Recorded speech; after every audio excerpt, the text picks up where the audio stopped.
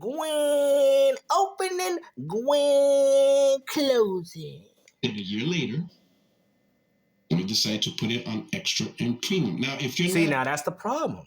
That's the reason as to why PlayStation Premium is not successful in comparison to Game Pass. I mean, come on, bro.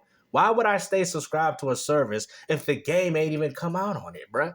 Microsoft offers day one on third party and day one on first party games, bro. Like, come on, man. And the reason as to why Sony can't afford to do it, because let's just be honest, we would all just wait for all the single player games to come out, like Marvel Spider-Man 2, Forbidden West, and God of War Ragnarok, pay $15, beat all those games within 1 month, and then unsubscribe. Sony just doesn't have the games that want to keep you subscribed to their live service and subscription. Let's just be honest here, people. But for you to say that, oh, the Game Pass philosophy doesn't work for Sony, I mean, yeah, you are right about that. But to say that it's not good, I mean, Microsoft is completely benefiting from it, right? Like, I don't understand why you PlayStation fanboys got to look at the fact, like, you see, Game Pass isn't the future of gaming when it's out here working for Microsoft. But it's just not working for Sony for some apparent reason, because you guys don't have the same longevity of games that Microsoft has. People are going to be playing Call of Duty for years. People that buy that game go on that game every single day. When was the last time you went back and revisited any of your exclusive games on your PlayStation 5 console? There's your answer right there. Sure about the PS Plus service, let me remind you that the PS Plus service has 3 separate tiers, 3 of them. The first tier is Essential, which is just... Yeah, and then on top of that, they don't even give you access to PlayStation 1, 2, 3, a whole catalog of PlayStation's history, man. I mean, let's just be honest. It's half-assed. Why would anybody want to pay for that? I'm just being honest with you. Oh, you got to wait 1 year so you can play Forbidden West? Okay, so by the time the game drops, I'll just pay the $15 a month, play the game, beat it, platinum it, whatever have you, and then unsubscribe. It's not going to keep me glued into their service because they don't provide anything else for their consumers.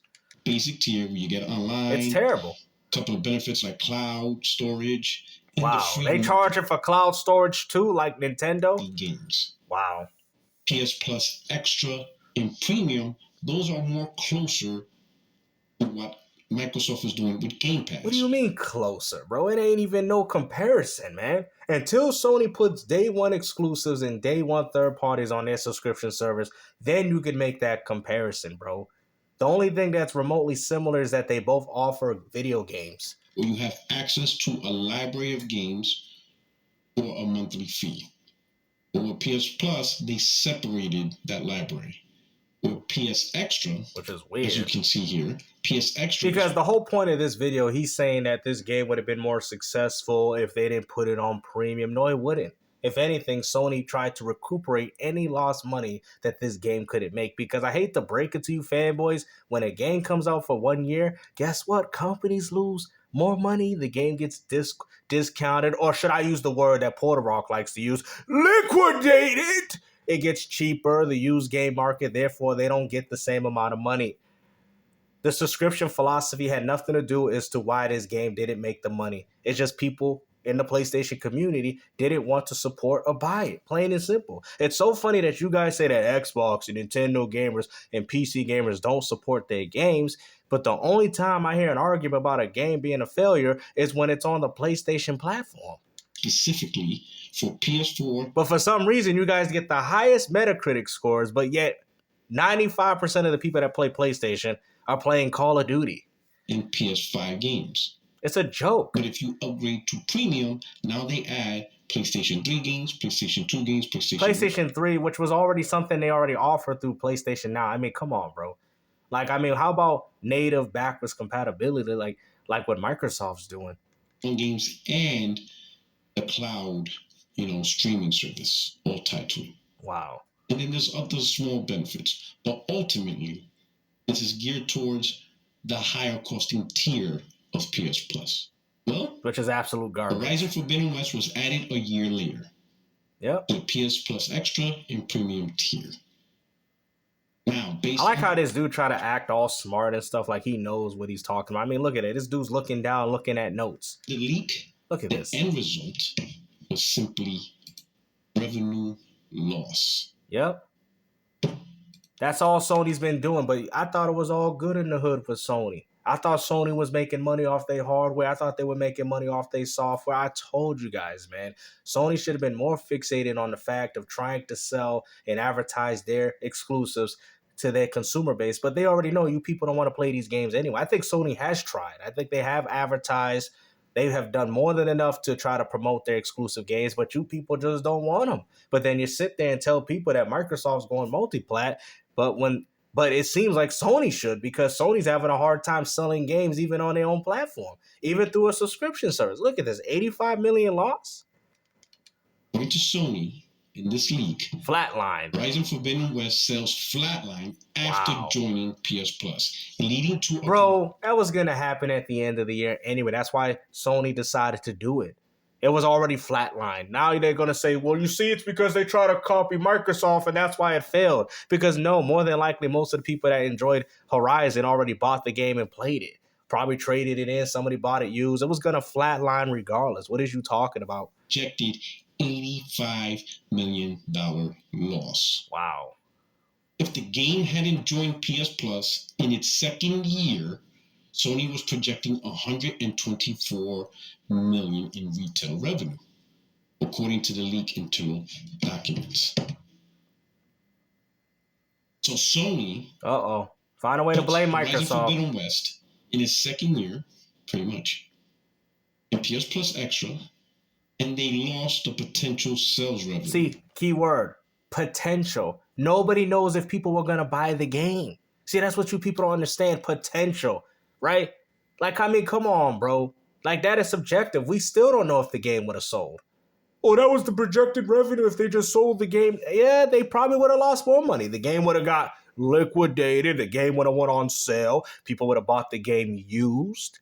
Therefore, Sony wouldn't have gotten the money. So no matter how many ways you PlayStation fanboys try to spin this game was going to lose money regardless. And this is why Sony is in the predicament that they are in. Because you PlayStation fanboys are delusional, bro. They were expecting $124 million. And now you're thinking, why would they expect that? Because they looked at Horizon Zero Dawn and what it did. But that was also on the PS4 where people went out there and supported games. People are not supporting these exclusives. Like, if you look at the sale metrics of the PS4 games, they were selling like hotcakes, man. God of War Reboot, 20 million on one platform. Remember, one platform. These games, God of War Reboot was selling 20 million and stuff like that. God of War Ragnarok got to sell on two platforms and it still can't even beat God of War Reboot's projected sales. It just goes to show you that people, after trying it or experimenting with these exclusive games was about, people lost interest. It is what it is, bro, because those same people went out there and bought Elden Ring and they loved it. And how many titles it sold? People are sick and tired of the cinematic movie game experience, man. Sony's going to have to do something different, bro. I think people seen it enough times and they're like, man, it was cool at first, but after 10 years of this Last of Us copy and paste garbage, people's like, you know what? Let's try. I want to play a real game, Elden Ring. As much as I think the game is overrated and most fake Souls fans jumped on it because it was an easier and accessible Souls games, but at the end of the day, it still is a game based around gameplay. And I think a lot of these new age gamers enjoyed it because that was the first time they're like, you know what? We finally played a video game. That's what it felt. Even I know that. I can put my bias aside in regards to Souls games. At the end of the day, I can base things off how I feel. I played Souls games. In my opinion, they're not that difficult. But the point is, the game does have an emphasis on gameplay over cinematics. Second year. So they were assuming something similar. Probably had their own little measure metric. But by putting the game in PS Plus, Extra, and Premium, the sales dropped dramatically. According to Sony, they estimate they're only about to make $35 million or so. That is a huge drop. I mean, Marvel Spider-Man 2 barely even broke even. I mean, Sony's essentially making games for y'all for free. You really think a company is going to allow their studios to make these games with these type of big budgets and have them break even? What is the point in putting $350 million into a project, waiting 3 years, right? Like, clearly you people don't play Monopoly because you don't know nothing about investment. You put $350 million to make a game. You're going to at least expect 2 times of that money back in return. Look at games like Hogwarts Legacy. They made way more than enough than what they put in that game, right? Because people went out there and supported it. See, but with PlayStation, they putting the same amount of money, if not more, $350 million for Marvel Spider-Man 2 and barely breaking even. They're going to have to sell 10, 15, 20 million copies for that game to be a remote success. Well, 5 million bought it. It's still a lot. It doesn't matter if it was still a lot. The fact is, the people that went out there and bought it didn't fulfill that budget requirement. Plain and simple. You people are going out, you people about to be paying Neo Geo prices for PlayStation games. And let me tell you something, I would never pay $100 for a PlayStation 5 game. That is crazy, man. I can't even believe we even having these conversations, and PuertoRock ain't even bringing that up. And the reason as to why they doing it, because guess what? They need to recuperate all that lost money, so the diehard PlayStation fan has to suffer because of it. But if you want PlayStation to coexist, you're going to have to support it. You have to. Complaining about it, not liking what they're doing, hey, then guess what? Sony's going to look at that and say, you know what? You're not trying to help us make money. Therefore, we ain't going to help you by bringing out any more quality games. Revenue. Now, keep in mind, Sony has plateaued. They're going to have to partner with Apple, Google. They're going to have to work with somebody. Because at the end of the day, Sony cannot do this on themselves. They can't. Dude, I really can't see a PlayStation 6 after this, man. Especially with the budget of games. I mean, come on, bro. Sony's already complaining. A year after it launched. That means you had a whole year of actual sales. That was potential, though. Nobody knows if that would have actually made the amount of money that you are projecting that it would have made. Imagine how much money Horizon Forbidden West would have lost if it was day and date on PS Plus Extra. Of course they would have lost all that money day and day, because your games just don't have longevity. If, like I said, I would tell you, if PlayStation did day and date like Microsoft, this is exactly what's going to happen. I would not pay $15 for the game. I would just wait for the game. I'll be like, okay, Sony got 3 exclusive games. I'll tell you how I would have done it. God of War Ragnarok, okay, that came out. Forbidden West came out, okay. Marvel Spider-Man 2, day one, okay, that's 3 games already this year that I could play in 2023. Okay, let me pay the $15 a month, right? And then after I beat the games, unsubscribe. There you go. You get what I mean? And if I want to replay them, just pay another $15 and I could replay them all over again. Sony games just don't have that longevity. They don't have that same amount of replayability, because as much people might stay subscribed to play Gears of War, guess what? They still playing the game online. Grounded, Ark Survival, they're still playing these games online. It's more than just a campaign. These games offer way more content. And I'm not sitting there trying to damage control and say that single-player games can't do that, but a game like Starfield, people will play it for thousands of hours, like Fallout, Elder Scrolls, Skyrim. You know, just because I don't like Starfield doesn't mean I don't understand the appeal and what that game offers. It's an RPG. They offer lots of replay value, which means that you would still pay $15 to play a game like Starfield. You would. But PlayStation, you beat the game, and then that's it. And then if you want to rewatch the movie, guess what? You just rent it all over again. Essentially, your games have no value. They're not even valued enough for people to go out there and want to buy them, let alone play them through a subscription. One factual case of data that we got. I feel like Metacritic really ruined the philosophy of PlayStation fanboys, because I think they live their life off Metacritic, thinking that these games are getting 9s and 10s, and I don't understand why they're not selling as good as the competition. It's so funny. Sony has some of the highest rated games, but yet if you really look at it, their games make the least amount of money. It doesn't make sense, because it goes to show you that a lot of new age gamers do not care about those games, man. Even as a hardcore gamer, I don't even care about them, because they just have a lack of mechanics. We don't get all the others. No one tells us the breakdown, but this is the closest we can get. And if it's this challenging for a AAA game to make revenue, when it already had a whole year of sales, imagine the challenge if the game was day and date. So imagine the challenge if Sony came out with a PlayStation 6 and the game's budget started becoming 500 million, 700, 800. I mean, the next GTA 6 I'm hearing is having a $3 billion, but they're going to make their money back, obviously, a $3 billion budget. Like, I mean, that's enough to warrant 15, 20 PlayStation exclusives, right? But they're able to do that for one game. But Sony is having a problem putting out $350 million and having their consumer base not buying them. That's a huge problem. I'm sorry, man. With this type of information, it already shows me that Sony is going to cease to exist within the console gaming market. I told you, this PS5 might be their last console. They might stretch it, maybe, to a PlayStation 6. But as of right now, the PS5 is nothing but an experimental device for them. They don't know. They're looking at the market. They're seeing how things are shifting. And at that point, like I said, they're just playing it safe. This is why they're working on remasters and remakes, because Sony can't afford to put this type of money in games and have them flop. So when Jim Ryan was like, yo, we need live services subscriptions, Sony probably does want to do it, but at the end of the day, bringing back Mag SOCOM is going to cost them millions of dollars, and they don't have millions of dollars to waste. Right? So instead, they rather play it safe. Marvel Spider-Man 2 was Sony's first test to see if that game could have succeeded being on the PlayStation 5 all by itself. Not like Forbidden West, not like God of War Ragnarok, because they weren't confident in dropping these games on just one platform. Well, as much as you people say, well, Xbox is not doing that. Yeah, they do PC, right? All because of the architecture. But you don't see Microsoft saying, oh, we got to push more sales for Hi-Fi Rush. Let's make it on the Xbox One. And the funny thing is, the game could have been on Xbox One, right? Some people even say Redfall could have been on Xbox One. I don't know about that because I didn't care for the game. But it just goes to show you that Microsoft said, no, we don't care about that. It's still going to be a Series X and S exclusive. They don't care. Subscription service.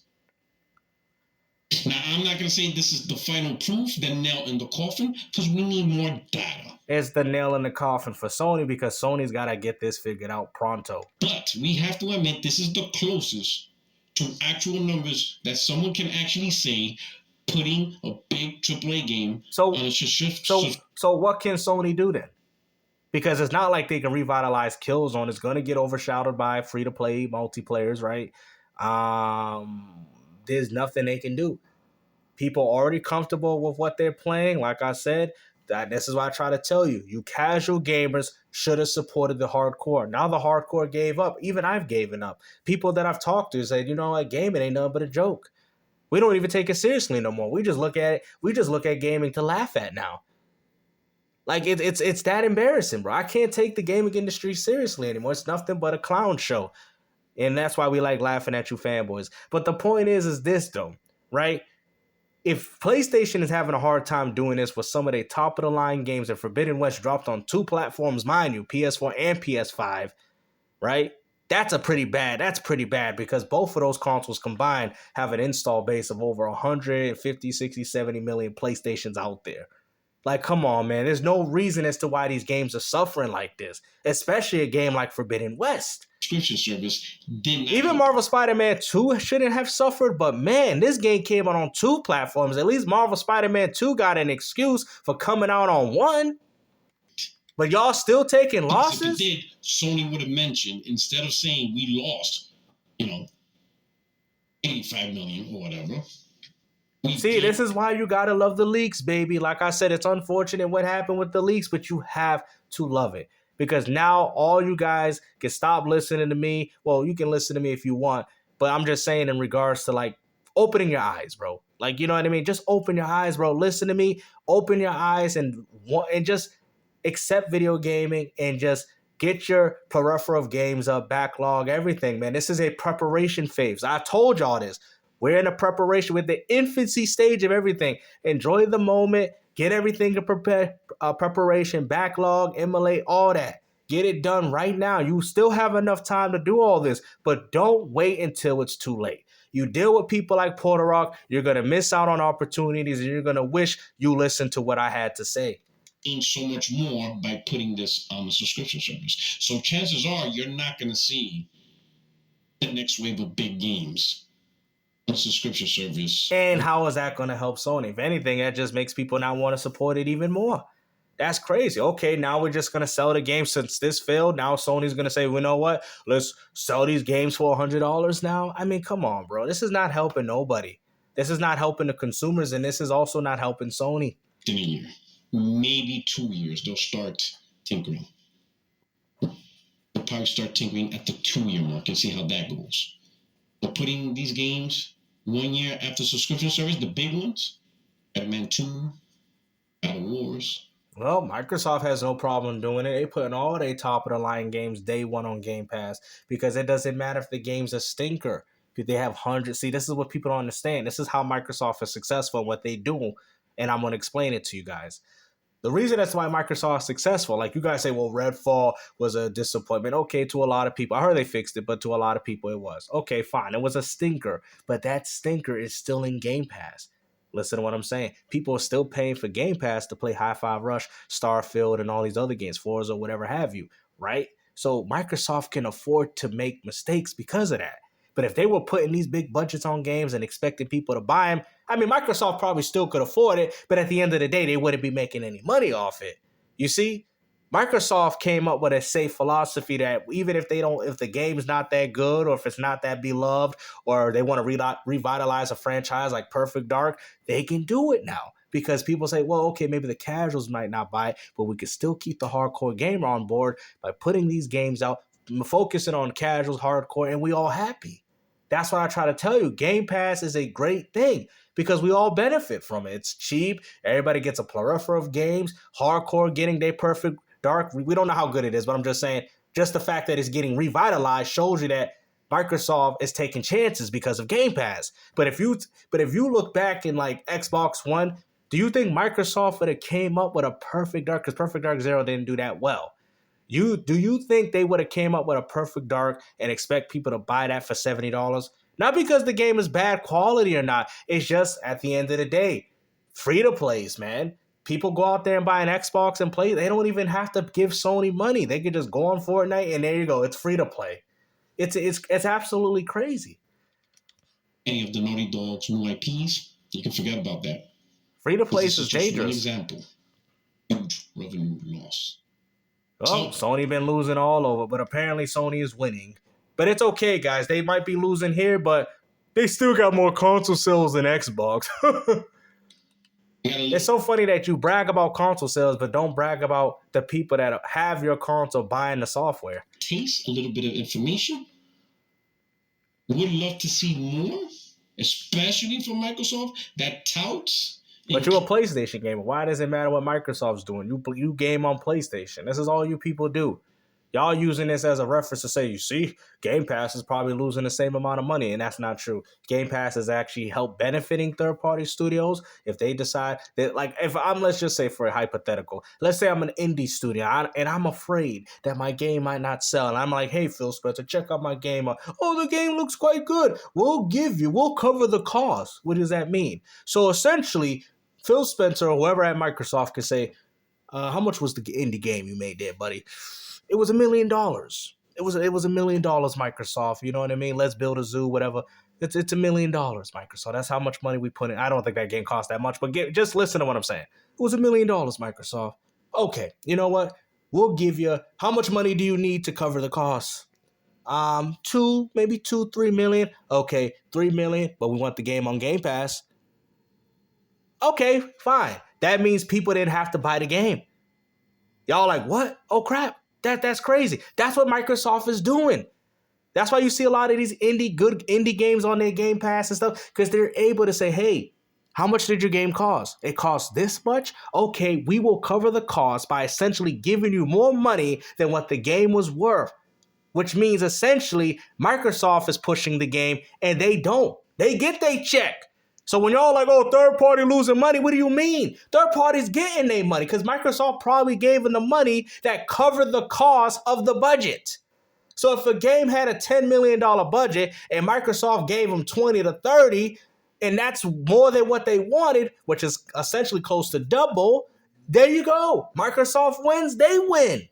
And then on top of that, the company don't have to worry about selling the game. They're like, oh, it don't matter if it don't sell. We're not even worried. We could still keep our game afloat because Microsoft gave us the money to be able to do that. They essentially, it's like they paid for games, I guess. It's very weird. It's a very weird philosophy, but it works for Microsoft. And like I said, you have to applaud them for that. Because without that, gaming would be going to decline. We'd be getting revenue losses with all these games. Microsoft is keeping gaming alive, and you people should appreciate that. Claims, the biggest claims, like, oh, this is profitable, then break out the numbers. Make your numbers public. Yeah, bring out the... See, here, bro, the numbers don't even matter. The reason as to why PlayStation is so fixated on numbers because you fanboys want to use this, oh, look at the MPD. It doesn't matter. Because at the end of the day, Microsoft don't need to count all that. They making all that money through their Game Pass subscription. Like, that's crazy. Most people that are making money ain't got to brag, bro. Sony brag. It's like those dudes that dress out with all those designer clothing, but they still living at home with mommy. Like, bro, most people that are rich ain't got to tell you they rich, man. I used to know a guy, right? I'm telling you right now, this is some facts. This guy was a millionaire and he did real estate. You know what he used to walk out with? I bet y'all don't even know. Was sweatpants. Sweatpants. You would think the guy was a homeless bum. I'm being honest with you. I'm telling y'all a real story. You would think that this guy was a homeless bum. White dude, home. You would think he's homeless. That man had money, but the one coming up with the fancy watches, the fancy clothing, that's the one that's poor. And guess what? That dude, because I used to talk to him, he unfortunately passed. That man made money. He made money. He didn't believe in having all these fancy cars. He was saving his money. He knew what he was doing. Real estate, of course. That's what it's all about, bruh. You ain't got to show if, like, for example, if you got to do all this show and tell stuff, then you obviously ain't got. That's what Sony's essentially doing. Microsoft got so much money. They're making so much money. They ain't even got to talk about it. They don't even care. And to be honest with you, most gamers shouldn't care about it anyway. And they don't need to care. And they don't need fanboys to care. Because at the end of the day, they're making their money. Sony got to bring these things out because they got to show you that their company is in danger. Let us see. Show us. Show the industry how fantastic the subscription service is. They have. They showed how fantastic it was by dropping day one's first party, day one's third party. Obviously, Microsoft has making some money to drop third party day ones and for in their own exclusives day one without complaining about it. You just said Sony waited 1 year and now they're complaining about 85 million losses. Do you guys hear Microsoft complaining about losses? No, Phil Spencer's just smoking Cuban cigars. He ain't even complaining. This man's on vacation drinking pina coladas while you PlayStation fanboys still living with your mama. Crippling development. Especially crippling development.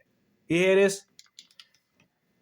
If you're noticing the whole attitude in the gaming community talking about how AAA games ain't sustainable. No, they're not sustainable for PlayStation. And the funny thing is Microsoft could do the same thing too. But at the end of the day, regardless if they can afford to take losses or not, no company's going to want to take a loss, bro. They're not. But Game Pass made it easier for them to make their money without having to lift a finger. That's it. Just besides working with third party, working with their own exclusive titles, that's how they're making their money, and they can afford to do that. Sony don't have the funds to be able to do any of that. To even see, essentially what I'm trying to say, Sony don't have the funds to be able to experiment without having to be safe. Do you get what I'm saying? But I'll leave that for another video. Oh, no, we ain't even going to watch. I mean, we'll probably watch that. But I hope you guys enjoyed this video. Like I said, man, if you guys like these long videos, please let me know, man. I am more than enough willing to bring you guys these videos. Like I said, I do enjoy these videos. I like laughing at these guys with y'all in the comment section or in the live premieres that I be doing. But anyways, hope you guys enjoy the rest of this video and have a good rest of the weekend, man.